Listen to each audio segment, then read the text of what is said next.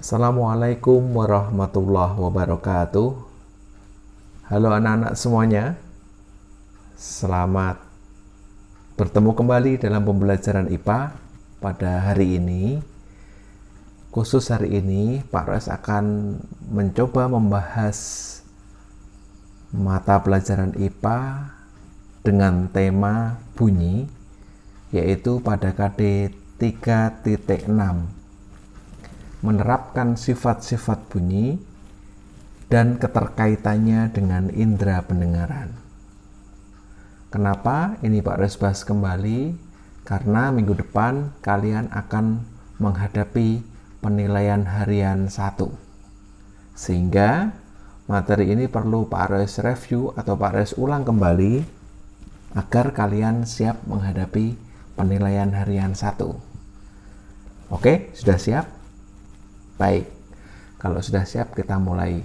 Ayo kita mulai dengan berdoa dulu. Bismillahirrahmanirrahim.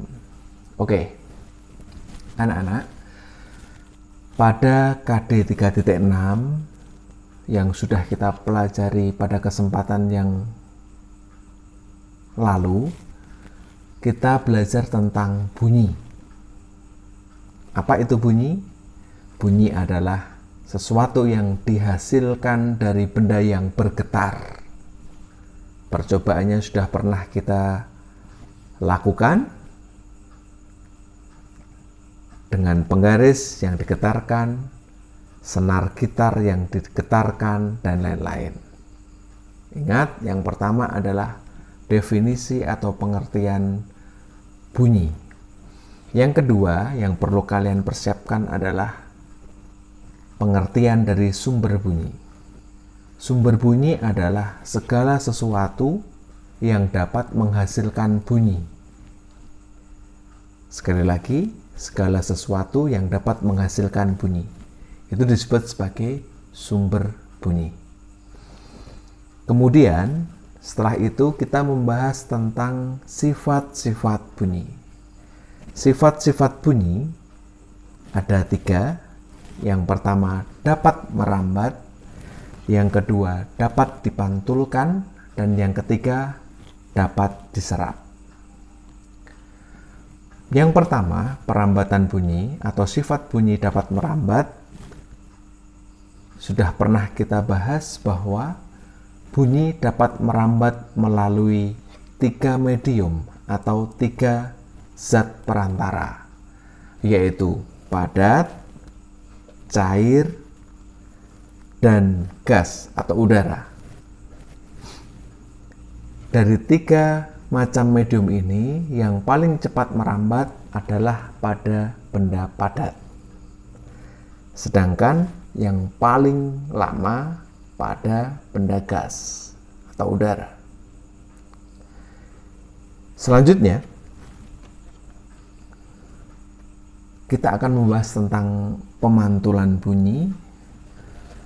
Pemantulan bunyi di dalam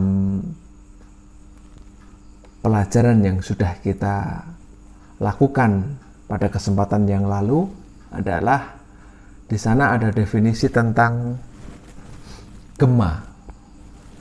Gema itu artinya adalah bunyi pantul yang terdengar jelas setelah bunyi asli.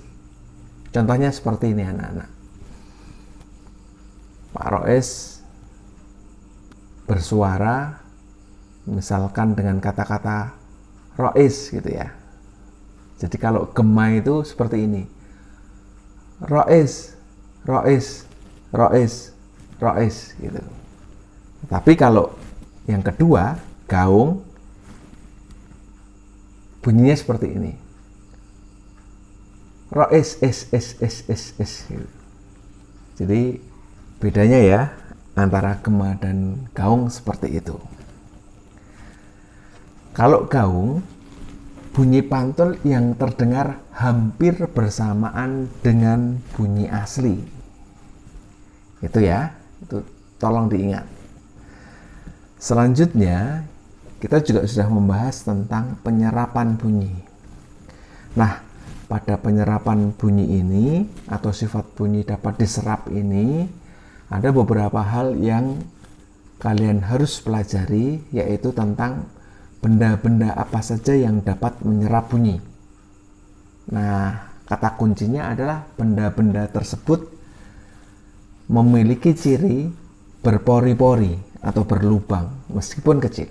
Contoh, karet, karpet, kertas, kain, busa, dan lain-lain.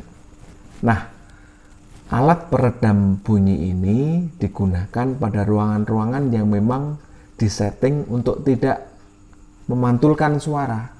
Contohnya di bioskop, contohnya di studio musik, dan lain-lain. Kenapa kok harus dipasang alat itu? Biar tidak mengganggu telinga kita dalam mendengar. Oke anak-anak, persiapan selanjutnya adalah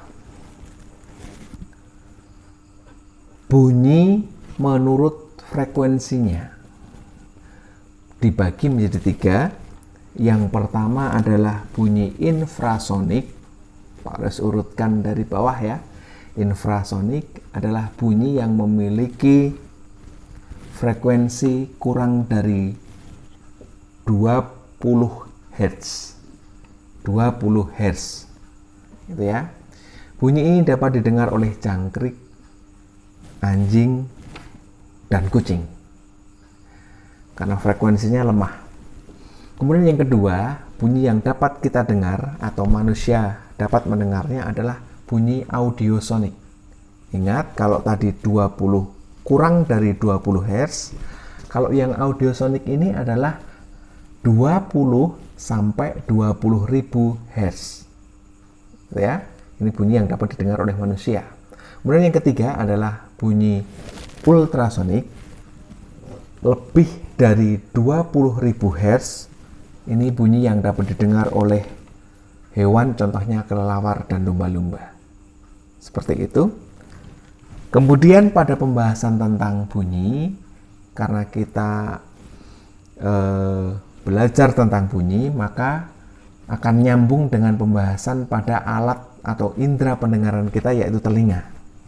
Anak-anak, yang perlu kalian pelajari adalah bagian-bagian telinga kita dan bagaimana cara merawatnya. Bagian telinga kita yang pertama, daun telinga, ya, berfungsi menangkap dan mengumpulkan suara, maka bentuknya seperti ini, memang sedikit menonjol dari bagian kepala kita ini. Kemudian yang kedua adalah lubang telinga yang meneruskan getaran bunyi ke bagian yang lebih dalam. Kemudian nanti ada yang namanya gendang telinga, bagian telinga tengah ini yang berfungsi menangkap gelombang bunyi pertama kali dan meneruskan ke tulang pendengaran. Nah, selanjutnya adalah tulang pendengaran menerima dari gendang telinga, memperkeras dan meneruskan ke koklea. Koklea berisi cairan limfa yang berfungsi menggetarkan saraf, kemudian saraf pendengaran mengirimkan rangsang suara ke otak. Ada 2 lagi, yang sebelah atas saluran 3, saluran setengah lingkaran, yang bawah saluran eustasius. Tolong dicermati, pada bagian telinga ini biasanya kalian agak terkecoh antara 3 tulang pendengaran dan 3 saluran setengah lingkaran. Jadi urutannya kalau dari daun telinga lebih dulu 3 tulang pendengaran, gitu ya. Termasuk fungsinya juga berbeda. Kalau 3 saluran setengah lingkaran, fungsinya adalah menjaga keseimbangan tubuh. Itu ya anak-anak. Nah kemudian yang terakhir adalah bagaimana cara kita merawat telinga kita ini. Kalian pasti juga sudah tahu, kita dilarang mengorek telinga kita dengan benda yang tajam, ya. Mengorek setiap hari dengan benda yang tajam, kemudian mendengarkan suara musik yang terlalu keras itu juga tidak boleh. Setiap hari atau setiap saat menggunakan headphone itu juga tidak boleh, karena akan merusak telinga kita. bahwa ketika kita mendapatkan gangguan atau memperoleh gangguan pada pendengaran kita, kita harus pergi ke dokter THT. Baik anak-anak, ulang terus materinya. Ini kunci kalian sukses dalam penilaian harian 1. Itu yang bisa Pak Res sampaikan. Tetap jaga kesehatannya. Jangan lupa berolahraga. Dan yang paling utama adalah sholat tertib pada waktunya dan juga tadarus dengan baik. Jaga kesehatan. Insya Allah kita bertemu lagi pada pembelajaran selanjutnya. Terima kasih. Assalamualaikum warahmatullahi wabarakatuh.